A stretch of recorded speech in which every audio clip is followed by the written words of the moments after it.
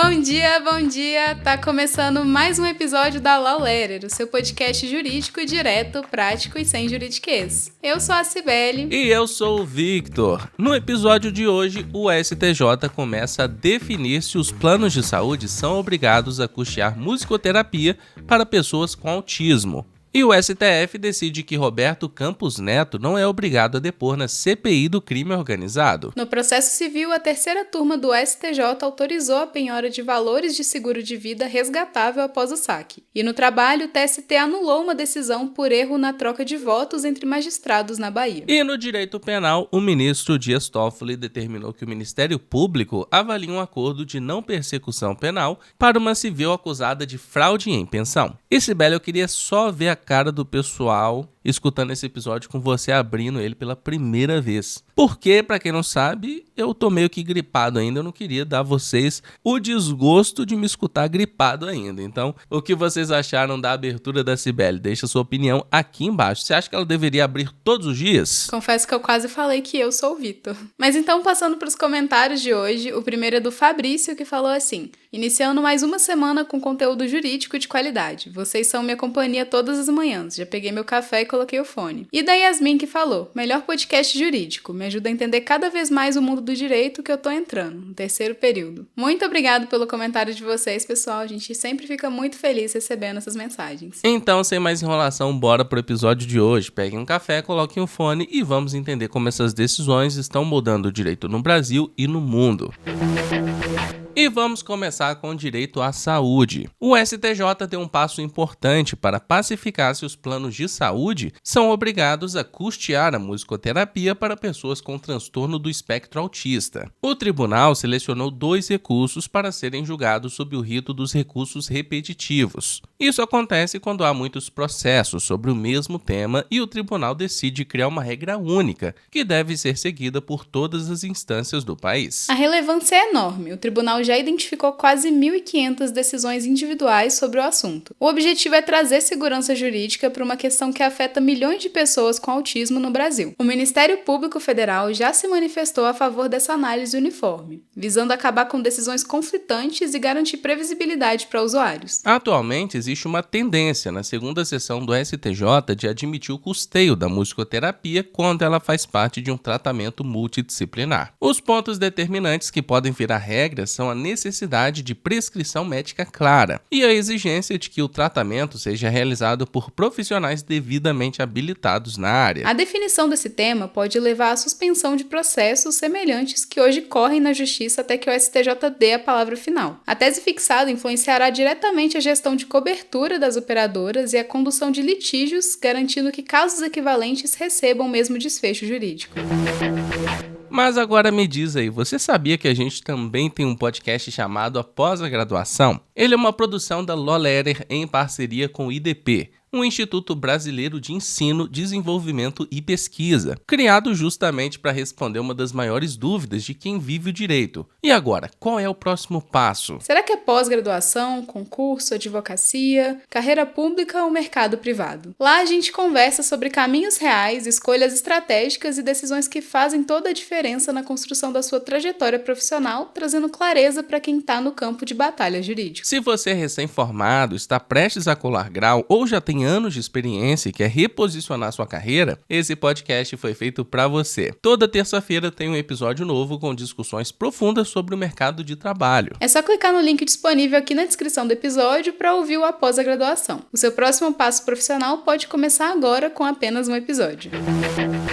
E vamos voltar com o direito constitucional. O ministro André Mendonça, do STF, desobrigou o ex-presidente do Banco Central, Roberto Campos Neto, de comparecer obrigatoriamente à CPI do crime organizado. A decisão transformou a convocação em convite, tornando a presença facultativa. Os parlamentares buscavam explicações sobre fiscalização bancária e prevenção a ilícitos relacionados ao Banco Master. Mendonça considerou que não ficou demonstrada uma ligação direta de Campos Neto com os fatos específicos investigados pela comissão. Juridicamente, embora as CPIs tenham poderes de investigação semelhantes aos de juízes, essas medidas dependem de uma justificativa clara e estritamente vinculada ao objeto da investigação. A decisão também se alinha a precedentes do Supremo, que garantem o direito de não produzir prova contra si mesmo. Nesses casos, a faculdade de comparecer ou não ao ato é um direito que protege o indivíduo contra eventuais abusos de finalidade ou extrapolação de competência por parte do legislativo. A medida reforça que convocações parlamentares precisam de motivação objetiva e aderente ao escopo da CPI para evitar revisões judiciais. Agora, o comparecimento de Campos Neto depende de sua própria vontade, o que altera a estratégia de oitivas da comissão para essa semana.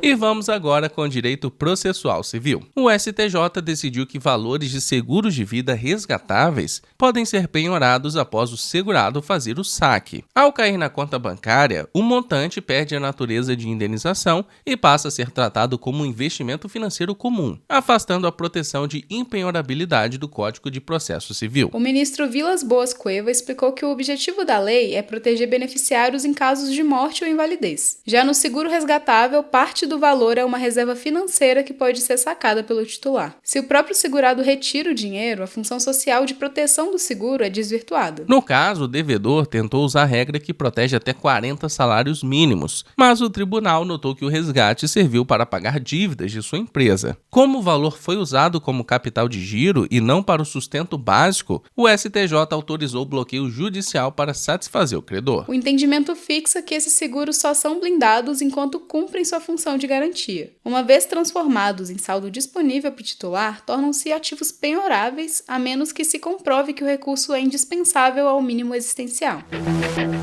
E vamos com o direito processual do trabalho. O TST anulou uma decisão do TRT da Bahia, porque o voto de uma desembargadora foi substituído pelo de um juiz convocado que assumiu a vaga depois. Essa troca inverteu o resultado de uma ação de horas extras, o que compromete a validade do julgamento e fere o rito processual. A falha ocorreu após um pedido de vista, que é quando o juiz solicita mais tempo para analisar o processo. Nesse intervalo, a composição do tribunal mudou por aposentadorias e promoções. Na retomada, o juiz substituto registrou um entendimento diferente da magistrada que ele herdou a vaga, mudando o placar final. O ministro Agra Belmonte explicou que, embora o Código de Processo Civil permita mudar o voto até a proclamação do resultado, essa regra só vale para o próprio autor da manifestação. É proibido que um sucessor apague ou altere um voto que já foi oficialmente proferido por quem saiu do caso. Na prática, a decisão protege a segurança de julgamentos interrompidos. A mudança de cadeiras no tribunal não autoriza o descarte de votos válidos já registrados. Agora o processo volta ao TRT5 para um novo julgamento que respeite a coerência das deliberações originais e as regras de sucessão.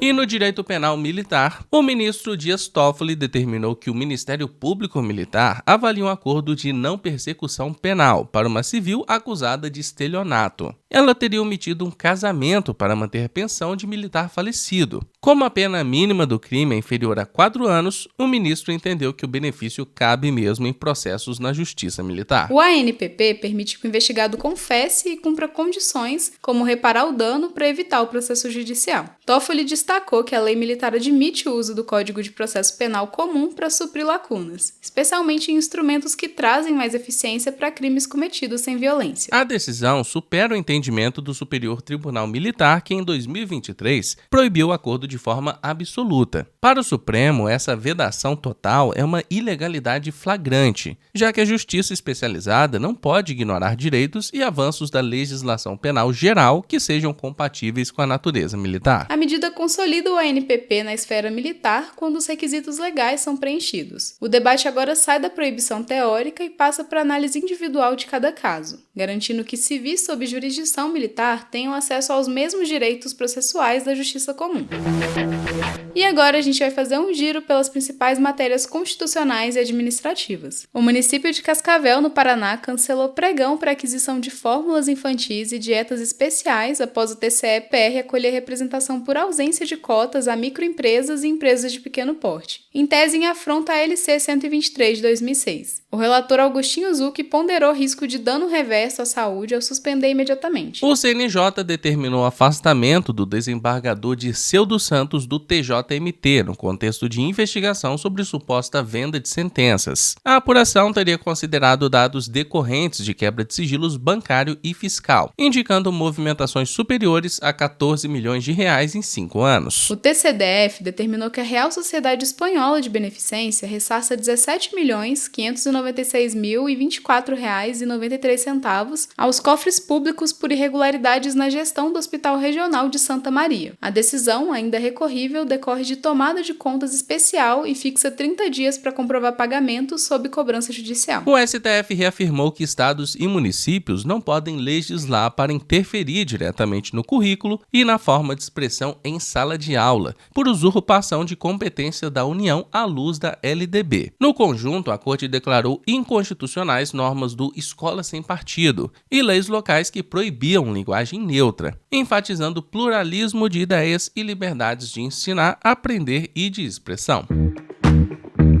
Então é isso, a gente vai chegando ao fim de mais uma edição. Muito obrigado por ter ficado até aqui. E como sempre, eu quero agradecer a todo mundo que comentou na edição passada e bateu ponto aqui com a gente. A Gisele, Dali Viegas, Ana, Ali, Reinaldo, Rômulo, Yasmin, Beatriz, Amorã, Fabrício, Gigi, Shirley Gomes, Luana, Ana, Jéssica, Lilian, Ellie, Thaís, Diogo e Ana Bia Leão. Muito obrigado a todos que comentaram. E não esquece de seguir a gente no seu agregador de podcast favorito, ativar as notificações e avaliar com 5 estrelas. Aproveitem também para se inscreverem na nossa newsletter jurídica, ela é gratuita e o link tá aqui na descrição. Compartilha também esse episódio lá nos seus stories e marca a gente no @law.letter. Então é isso, se cuida, bom estudo e bom trabalho por aí.